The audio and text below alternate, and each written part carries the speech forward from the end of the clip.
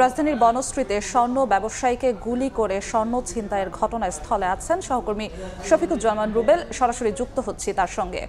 রুবেল, মূলত যেখানে ভয়াবহ ছিনতাইয়ের ঘটনা ঘটেছিল রামপুরা বনশ্রীতে একটি স্বর্ণ ব্যবসায়ীকে মোটরসাইকেল আরোহী সন্ত্রাসীরা তারা এসে এখানে অতর্কিতভাবে গুলি করে এবং চাপাতি দিয়ে কোপায় তাকে গুরুতর জখম করে।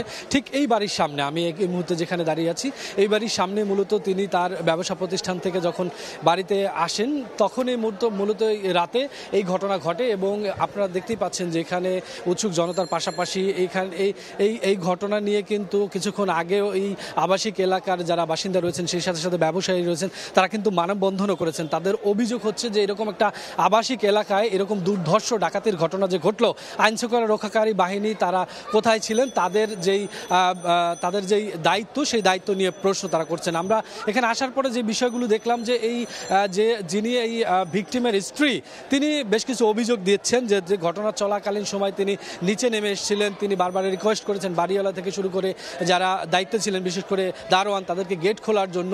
তার ছোট বাচ্চা কান্নাকাটি করছিলেন, সেখানে তার গেট খুলে দেওয়া হয়নি। এই ধরনের অভিযোগ তিনি করছেন। এলাকাবাসীও অভিযোগ করছেন যে এইরকম আবাসিক এলাকায় আইনশৃঙ্খলা রক্ষাকারী বাহিনী সবসময় থাকে, কিন্তু গতকালকে রাতে তারা গত বেশ কয়েকদিন যাবতীয় দেখছেন যে আইনশৃঙ্খলা বাহিনী কিন্তু সেরকমভাবে টহল দেওয়া হচ্ছে না। এরকম আবাসিক এলাকায় যখন এই ধরনের দুর্ধর্ষ ডাকাতের ঘটনা ঘটে তখন তারা কিন্তু জনমনের নিরাপত্তা নিয়ে খুব উদ্বিগ্ন এবং তারা বলছেন। এখানে আমরা যেটা দেখছি যে ডিবির কর্মকর্তারা এখানে এসেছেন, গোয়েন্দা বিভাগের এবং র্যাবের সদস্যরা, কিছুক্ষণ আগে সেনাবাহিনী এসেছিলেন। একটা অন্যরকম পরিস্থিতি সৃষ্টি হয়েছে এলাকাবাসীর মধ্যে। তারা চাচ্ছেন অতি দ্রুত এর সাথে যারা জড়িত তাদেরকে আইনের আওতায় এনে এবং তাদের শাস্তি নিশ্চিত করতে হবে। সব মিলে এই ছিল ঘটনাস্থলের সামনে থেকে। সরাসরি যুক্ত ছিলাম রাজধানীর বনশ্রীতে।